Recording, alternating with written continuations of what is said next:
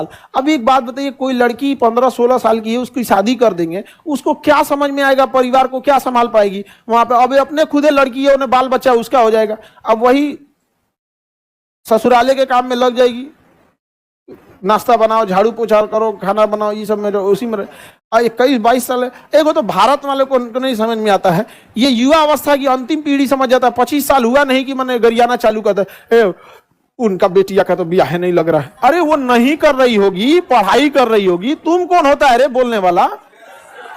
नहीं समझा? गांव में देखिएगा ना, यहाँ पे लड़की लोग अगर आप लोग से कोई कहे कि उसकी बेटी की शादी नहीं लग रहा है, तो कहिएगा कि उस लायक लड़का ही नहीं मिल रहा है। नहीं समझ में? हाँ, डिप्लोमेटिक ऐसा बोलिए ना कि ना घोटल जाए ना थूकल जाए। समझ में आ रहा है कि नहीं आ रहा? देखिए, आप वैसे लोगों से बचिए जो आपकी तारीफ करके आपको बिना मतलब खुश रखता है। देखिए, कुछ सच कड़वे लग सकते हैं, माँ बाप और शिक्षक का डांट थोड़ा कड़वा लगता है, लेकिन वो बाकी का आपको थोड़ा कठोर बनाना चाहता है। कोई अगर ज्यादा ही सब कहे तो क्या कहना है? लड़के नहीं मिल रहा है उस लायक आपके नजर में है तो बताइए, हम इंटरव्यू लेंगे। नहीं समझ में आएगा, सुने के दौड़ जाएगा, अरे भाई साहब ये तो कौन लड़की है जी, यहाँ पे लड़के की योग्यता नहीं। अजब हाल है, 25 साल का हुआ, कोनो आके एगो रिश्ता देके बता के चल जाता है कोनो। नहीं समझ में आया? अजब अजब टाइप का हो जाता है। कोनो आता है आप फ्री में सलाह देकर, ऐसा रिश्तेदार आता है सब कि उन रिश्तेदारों से इंसान सलाह लेके बियाह करने से अच्छा है कि घरे में कुंवारे बैठ जाए।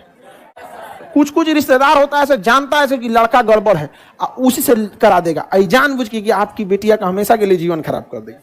ऐसा होता है ऐसा बहुत बार। तो कुछ ऐसा कोनो आके सलाह दे देगा, जीवन में कुछ नहीं किया तो लड़का ठीक है। अरे तुम खुद ठीक नहीं है, तुम्हारे द्वारा खोजा हुआ लड़का कैसे ठीक हो सकता है? नहीं समझ में? अपने से सोच के देखिए, सपोज अगर हम अगर किसी लड़का को कहते हैं कि भाई ये लड़का ठीक है, इट मीन्स हम उसको स्टैंडर्ड देखें, क्योंकि हम बहुत बड़ी दुनिया देख रहे हैं। उस हिसाब से सोचो, तुम कुआं का मेढक है, गांव से बाहर कभी निकला नहीं, तुम्हारे नजर में कहता है कि लड़का ठीक है, तुम दुनिया कितना देखा है? नहीं समझ में आया? एक से एक रहता है सब। तो एक तो भारत में है ना कि 25 साल फिक्स कर दिया है यहाँ, समझ में आ गया कि नहीं? ये एक बहुत बड़ी बाधा है। जीवन का सबसे महत्वपूर्ण समय होता है 20 साल से 28 साल के बीच में, सबसे महत्वपूर्ण समय, क्योंकि 20 साल से पहले ना आप अभी सीख ही रहे होते हैं। समझ में? ग्रेजुएशन और ये अलग बात है, आप अभी सीख रहे होते हैं। 20 के बाद धीरे धीरे घर वाले आपको क्या करते हैं, छूट देते हैं, फिर आप कुछ करना चाहते हैं। तो 20 से 28 आपके जीवन का सबसे स्वर्ण काल है। उस समय आप जो चाहे करना चाहे, वही समय लड़की सबका बियाह करा के झुंझुना देते थे।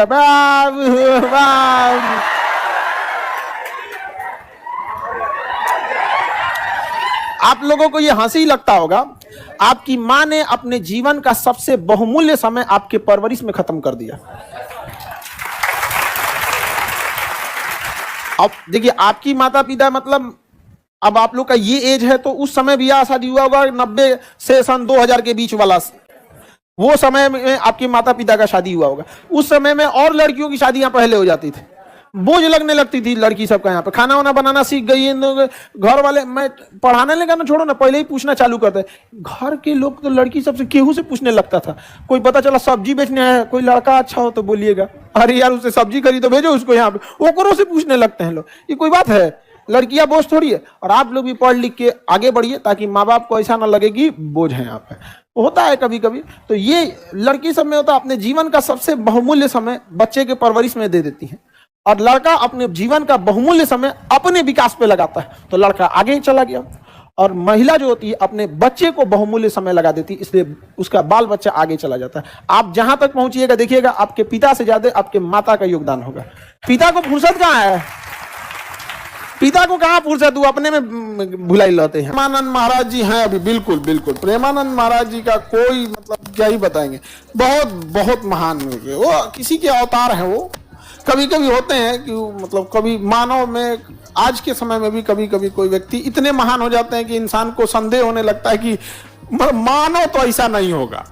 कोई मानव इतने महान हो जाते हैं कि सब मानव तो ऐसा नहीं होगा। यहाँ पे तो बहुत अच्छे हैं, बहुत आगे बढ़े। आप मिले हैं, हम उनको कई बार, मेरे पे FIR हुआ था, तुम वृंदावन में बैठे थे, मेरे पे FIR हो गया था ना, तो समझे में नहीं आया।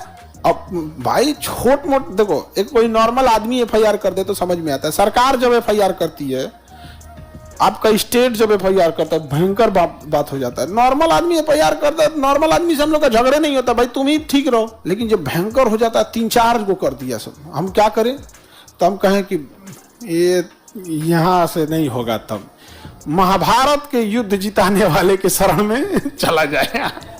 वहाँ वृंदावन में बैठे थे, केला वगैरह कुछ ले लेते थे, और वहाँ के जो बंदर वंदर रहते थे बड़े, वो सब किसी को परेशान नहीं करते हैं, लेकिन सामान छीन लेते हैं सब, फिर कुछ दीजिएगा तो लौटा दें। केला वगैरह खिलाते रहते थे वहाँ पर, तो कई बार देखे थे हम। इधर एफआईआर वगैरह हुआ था, मोबाइल वोबाइल सब यहाँ छोड़ दिए थे। मोबाइल से पुलिस ट्रेस कर लेती है ना, कहाँ है, आइए ट्रेस कीजिए। कुछ है ये नहीं था, ना मोबाइल था ना कुछ, वृंदावन में बैठल थे। तो बहुत शांति वाला जगह है वृंदावन।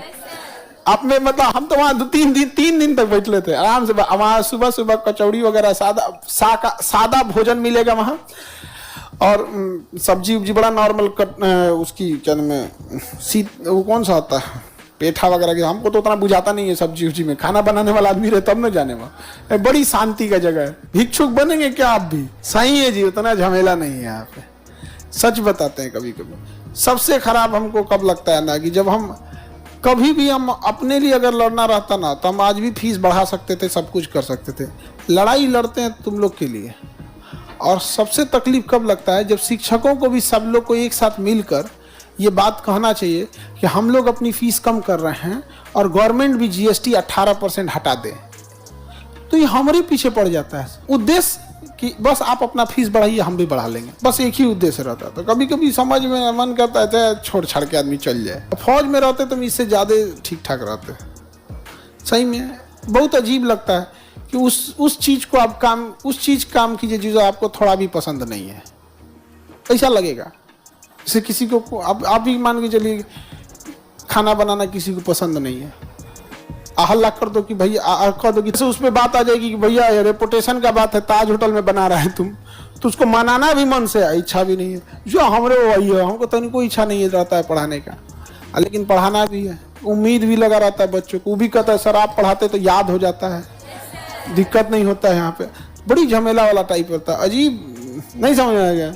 जैसे बाजार में खड़ा हो जाए कोई और खरीदार ना हो, कैसा लगेगा? दुनिया में है मगर दुनिया के तरफदार नहीं, बाजार में जरूर है मगर खरीदार नहीं। तो ये लोग एक सही टाइम पे निकल गए लोग। ये लोग अभी के समय में दुनिया खतरनाक हो गई है।